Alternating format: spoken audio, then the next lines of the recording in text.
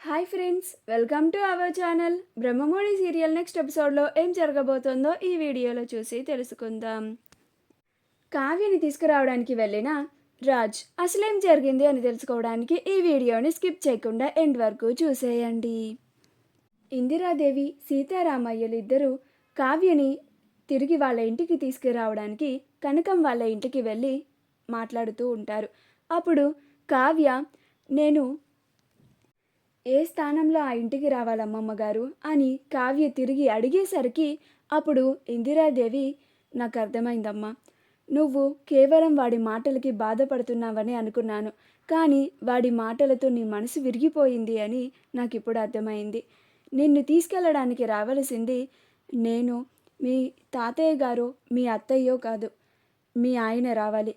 వాడే వచ్చి నీ మనసుని గెలుచుకొని నిన్నిక్కడి నుంచి తీసుకెళ్తాడు అని అంటుంది. అప్పుడు కావ్య, ఆయన వస్తారని నాకు నమ్మకం కూడా లేదమ్మమ్మగారు అని అంటుంది.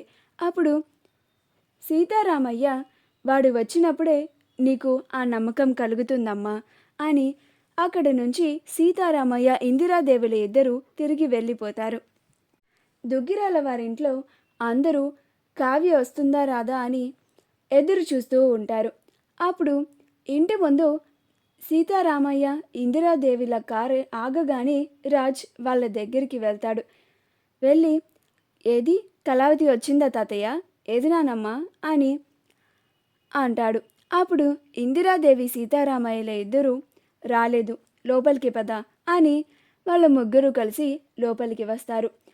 వాళ్ళు ముగ్గురు లోపలికి రాగానే అపర్ణ, కావ్య రానందా అత్తయ్య అని అంటుంది. అప్పుడు ఇందిరాదేవి, అవునమ్మా అపర్ణ, నువ్వు చెప్పిందే నిజం. మేం వెళ్ళి అడిగితే కావ్య రానని అంది. నువ్వు అన్నట్టుగానే జరిగింది అని అంటుంది. అప్పుడు అపర్ణ, మరి నేను వెళ్ళి మాట్లాడి రమ్మంటారా అత్తయ్య అని అంటుంది. నేను ముందే అన్నాను, కానీ మీరే ఒప్పుకోలేదు. నన్ను వెళ్ళనిస్తే నేను వెళ్ళి నా కోడల్ని కాళ్ళ వేళ పట్టుకొని అయినా బ్రతిమలాడుకొని ఈ ఇంటికి తీసుకొచ్చుకునేదాన్ని అని అంటుంది. అప్పుడు ఇందిరాదేవి, ఈ ఇంట్లో రాజ్ తప్ప మరెవ్వరు వెళ్ళి అడిగినా కానీ కావ్య ఇక్కడికి అస్సలు రాదు. రాజ్ తన మాటలతో కావ్య మనసుని విరిచేశాడు. అందుకని కావ్య ఇక్కడికి మనం ఎవ్వరం పిలిచినా కానీ రాదు అని అంటున్నాను అని అంటుంది. అప్పుడు రాజ్, పెద్దవాళ్ళు మీరు వెళ్ళినా కానీ మీ మాటని కాదందాం నానమ్మ అని అంటాడు. అప్పుడు ఇందిరాదేవి, నువ్వు చేసిన పనికి ఎవరైనా అలానే చేస్తారు రాజ్. నువ్వే వెళ్ళి కావ్యని ఈ ఇంటికి తీసుకొని రావాలి అని అంటుంది. అప్పుడు రాజ్, ఏంటి నేనా అని అంటాడు. అప్పుడు అపర్ణ, నువ్వే నువ్వే అక్కడికి వెళ్ళి ఈ ఇంటి మహాలక్ష్మిని తిరిగి ఈ ఇంటికి తీసుకొని రావాలి అని అంటుంది. ఈ పనిని నువ్వు నీ మనసు మార్చుకొని వెళ్ళి నీ భార్యని నీ ఇంటికి తీసుకొచ్చుకో. మళ్ళీ నేను మా మమ్మీ కోసం చేశాను, మా నానమ్మ తాతయ్యల కోసం చేశాను అని మాట వచ్చిందంటే మాత్రం నీ సంగతి చెప్తాను రాజ్ అని అంటుంది. అప్పుడు రాజ్, వద్దులే మమ్మీ, నేనే వెళ్ళి తీసుకొస్తాను అని కావ్యని తీసుకురావడానికి బయలుదేరతాడు. రుద్రాని రాహుల్ ఇద్దరు, మమ్మీ, నువ్వు రాజ్ అసలు వెళ్ళడు అని అన్నావు కదా, ఇప్పుడు రాజ్ ఆ కావ్యని తీసుకురావడానికి వెళ్తున్నాడు, ఆ కావ్య వచ్చేస్తుందంటావా అని అంటాడు. అప్పుడు రుద్రాని, అమ్మ చెప్పిన ప్రకారం ఆ కావ్య మనసు విరిగిపోయింది. ఒక ఆడదానికి మనసు విరిగిపోతే అది తిరిగి ఎలా అతుక్కోదో ఆ కావ్య తిరిగి ఇంటికి రావడం కూడా అంతే అని అంటుంది. నువ్వేం కంగారు పడకు రాహుల్, ఆ కావ్యమి రాదులే అని అంటుంది. అప్పుడు రాహుల్, నాకెక్కడో తేడా కొడుతుంది మమ్మీ, రాజే వెళ్ళి అడుగుతున్నాడు కాబట్టి ఈ ఇంటికి తిరిగి వస్తుందేమో అని అంటాడు. అప్పుడు రుద్రాని, నేను చాలా కాన్ఫిడెంట్గా ఉన్నాను రాహుల్, నువ్వు లేనిపోని డౌట్స్ పెట్టకు నాకు అని అంటుంది. రాజ్ కావ్య కోసం కనకం వాళ్ళ ఇంటికి వెళ్తారు. కనకం, మూర్తిలు ఇద్దరు బయటే మెట్ల పైన కూర్చొని కాఫీ తాగుతూ మాట్లాడుకుంటూ ఉంటారు. అప్పుడే రాజ్ కారు వచ్చి ఆగడంతో కనకం ఆనందంతో అల్లుడు గారు వచ్చారు అని అంటోంది. రాజ్ రాగానే రెండల్లుడు గారు అని కనకం అంటుంది. అప్పుడు రాజ్ పర్లేదండి అని అంటాడు. అప్పుడు మూర్తి ఏంటల్లుడు గారు ఇలా వచ్చారు అని అంటాడు.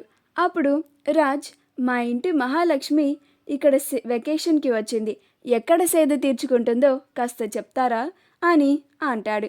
ఈ మాట కనకంకి అర్థం కాక బుర్రగొక్కుంటూ ఉంటుంది. అప్పుడు మూర్తి కావ్యబాబు అదిగోండి అక్కడ ఉంది అని అంటాడు.